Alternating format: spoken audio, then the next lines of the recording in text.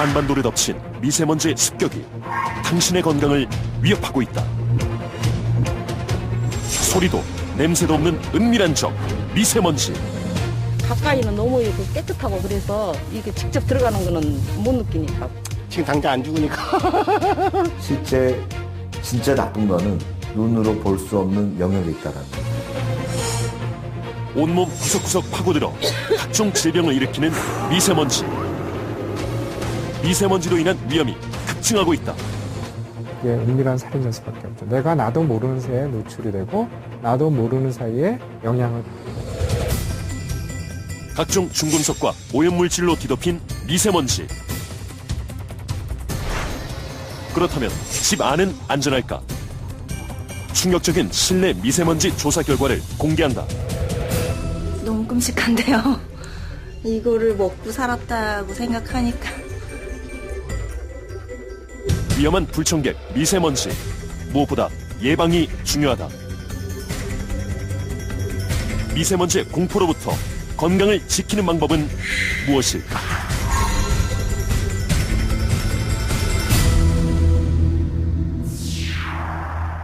올겨울 5년 만에 최악의 황사가 전국을 뒤덮었는데요.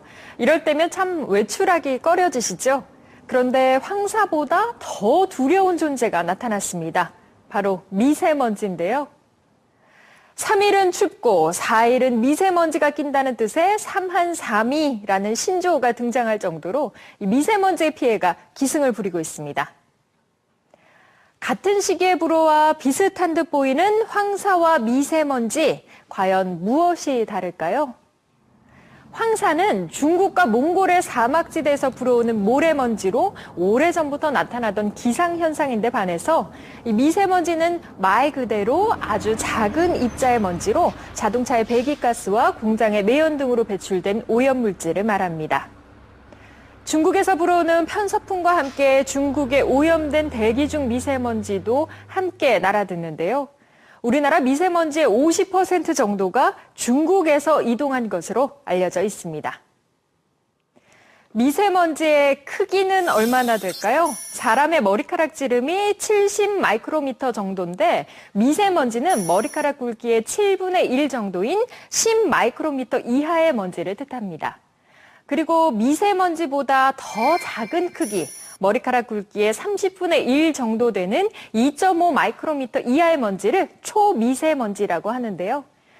눈에 보이는 황사와 다르게 미세먼지는 입자가 아주 작아서 육안으로 식별이 불가능합니다. 바로 이 보이지 않는 적의 공격으로부터 우리 몸은 무방비 상태에 놓여 있습니다. 문제는 이렇게 중금속에 오염돼 있는 초미세먼지의 크기가 매우 작아서 인체로의 유입을 막기 어렵다는 것이다.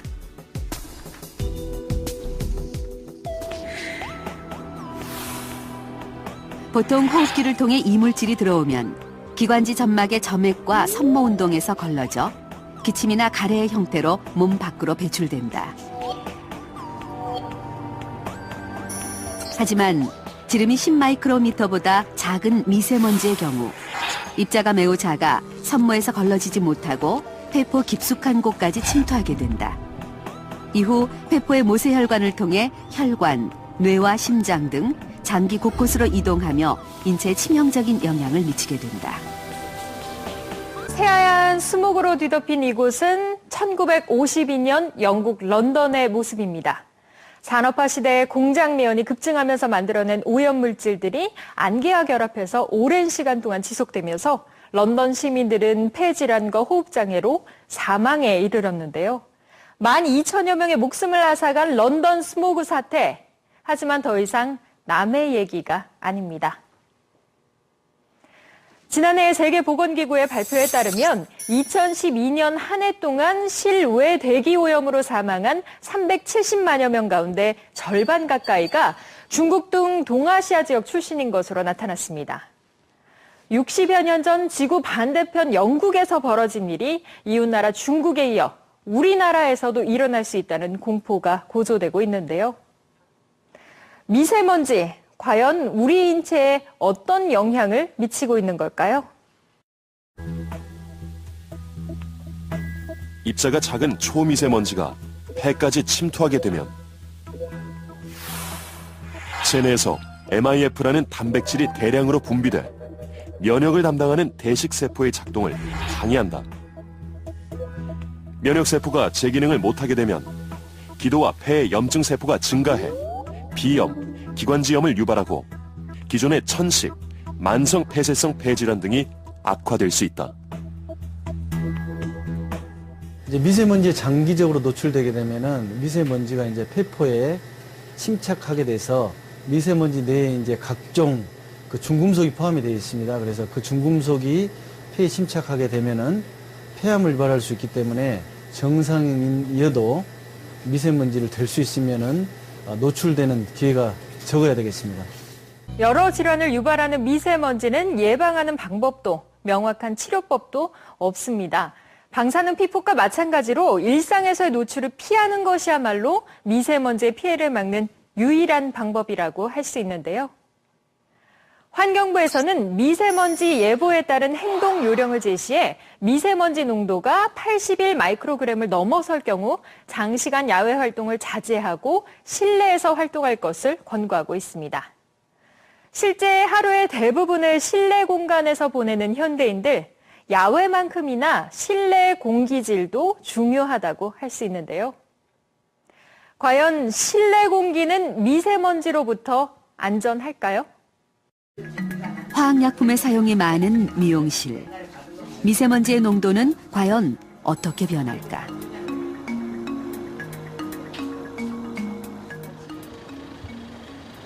고농도의 실내 미세먼지에 계속 노출돼 온 맹경자 씨. 현재 폐의 10%가량 폐섬유화가 진행된 상태. 뚜렷한 치료법이 없기 때문에 주변 환경을 잘 관리하는 것이 무엇보다 중요하다. 폐섬유화도 종류가 여러 가지이기 때문에 이게 더 이상 나빠지지 않도록 관리를 하는 것도 필요하거든요. 그래서 제일 중요한 거는 이제 제일 문제는 환기입니다. 1번이. 그런 특히 실내 공기가 최근에 뭐 WHO 보고 보면 실외보다 실내 공기가 한 5배 정도 더 나쁘더라라는 보고도 많이 나오거든요. 그래서 그만큼 실내 공기도 문제되기 때문에 환기를 자주 해주는 게 제일 좋은 방법이에요. 건강을 잃고 나서야 그동안 실내에 폐쇄된 공기 속에서 안일하게 생활했던 게 후회가 된다는 맹경자 씨. 여기서 나오는 가스, 저기서 나오는 거, 미세먼지, 사람한테서 나오는 거, 스프레이, 뭐 염색약, 파마약, 드라이기 쓸 때 공중으로 날아다니는 그런 미세먼지를 우리가 생각이나 했겠어요? 생각 안 했어요. 그냥 사람이 많이 오면 좋아서 돈 벌기에 바빴죠. 그런데 이제 내가 병이 들고 보니까 아차, 그때 너무 소홀했구나. 실내 환경과 관련된 한 연구에 따르면 실내 미세먼지는 실외 미세먼지보다 더 강한 염증 반응을 일으키는 것으로 나타났다. 같은 양의 공기를 세포에 노출시켰을 때 실내 공기의 독성이 더 크다는 것이다. 실내에서 발생한 분진 같은 경우도 굉장히 이제 독성 물질을 많이 포함한 경우도 있는데요. 이런 경우도 입자가 굉장히 고운 이제 미세 분질이기 때문에 이것도 상당히 유의할 가능성이 높아서 실내에서 발생한 이제 분진 같은 경우 이런 형태의 독성이 강한 형태의 분질에 노출되지 않도록 별도의 환기 시설을 하거나 이제 가능하면 그 작업할 때 보면은 환기나 이런 거에 더 신경을 많이 쓰셔야 될 것 같습니다. 실내 미세먼지를 발생시키는 원인 중 하나인 매트리스와 침구류.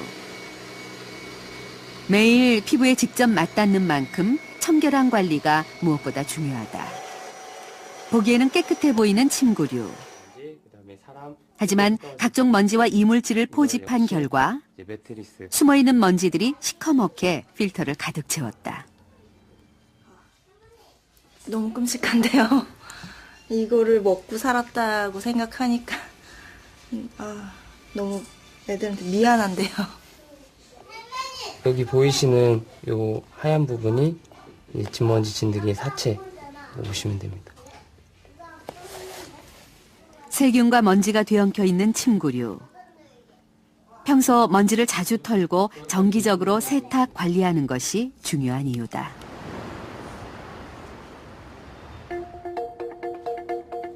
침구류에서 포집한 미세먼지는 과연 어떤 성분일까? 미세먼지를 각 성분별로 분리하는 실험을 진행한 결과 다량의 세균이 발견됐다. 특히 문제가 되는 것은 이런 세균들이 증식하면서 세균성 미세먼지를 배출해내는데 이것이 인체에 매우 유해하다는 것이다. 생물학적인 물질을 들어오게 되면 우리 몸은 그걸 기억을 한다고요.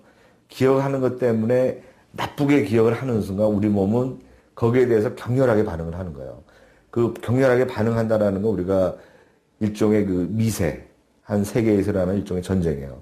전쟁이라는 거는 우리가 나타나는 결과 염증이라는 거고, 염증이라는 게 결국은 지속적으로 원인이 노출이 되잖아요. 그럼 만성적으로 가죠. 만성적인 염증이 생기는 거고, 그 만성적인 염증의 결과로 생기는 게 뭐냐면 암이에요. 암.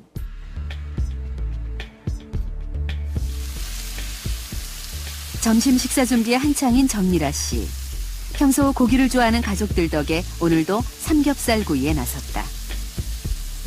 고기가 구워지는 동안 타오르는 연기. 요리를 하는 동안 실내 미세먼지는 어떻게 변할까? 고기를 굽자마자 올라가기 시작하는 수치. 측정기를 가스레인지 가까이에 대자 수치는 500마이크로그램을 넘어섰다.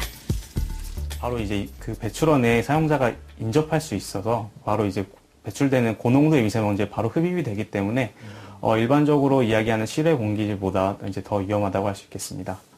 음식할 때 나오는 미세먼지가 저희 아기한테도 간다고 생각을 하니까 끔찍하네요. 그렇다면 자연 환기를 시키거나 환풍기를 틀 경우 미세먼지 농도는 어떻게 변할까? 폐쇄된 부엌에서 요리를 할 때 500을 웃돌았던 미세먼지 농도가 환기를 하며 요리를 할 때 90% 가까이 감소했다. 환기가 무엇보다 중요한 이유다. 요리하는 과정 중에 발생한 분진 같은 경우에서는 요리하는 중에 높은 온도로 가열하기 때문에 이런 경우에 이제 발암성 물질들이 많이 발생하게 되고 이것이 분진 발생하게 되면 직접 요리하는 과정 중에 아주 가깝게 많이 노출되고 또 흡입을 할 수 있는 거기 때문에 이런 경우에서는 요리를 하는 과정 중에 발생한 분진으로 실제로 보면은 폐암이 많이 발생하는 경우가 있게 됩니다. 우리가 모르는 사이 은밀하게 생명을 위협하는 미세먼지. 하지만 더 이상 공포의 대상만은 아니다. 그 실체를 알고 작은 것부터 실천해 나갈 때 미세먼지의 발생을 줄이고 나와 가족의 건강을 지킬 수 있다. 미세먼지는 더 이상 봄철에만 찾아오는 불청객이 아닙니다. 실내외 할 것 없이 24시간 우리 주변에 늘 존재하고 있습니다. 세계보건기구에 따르면 실내 공기오염으로 인한 사망자 수가 연간 280만 명에 이른다고 합니다. 뿐만 아니라 실내 오염물질이 실외 오염물질보다 폐에 전달될 확률이 1000배가량 높다고 하는데요. 대기 중에 미세먼지는 외출을 자제하는 것으로도 피할 수 있지만 실내에 오염된 공기를 피하기란 쉽지 않습니다. 하지만 미리 알고 대처한다면 그 피해를 충분히 줄일 수 있습니다.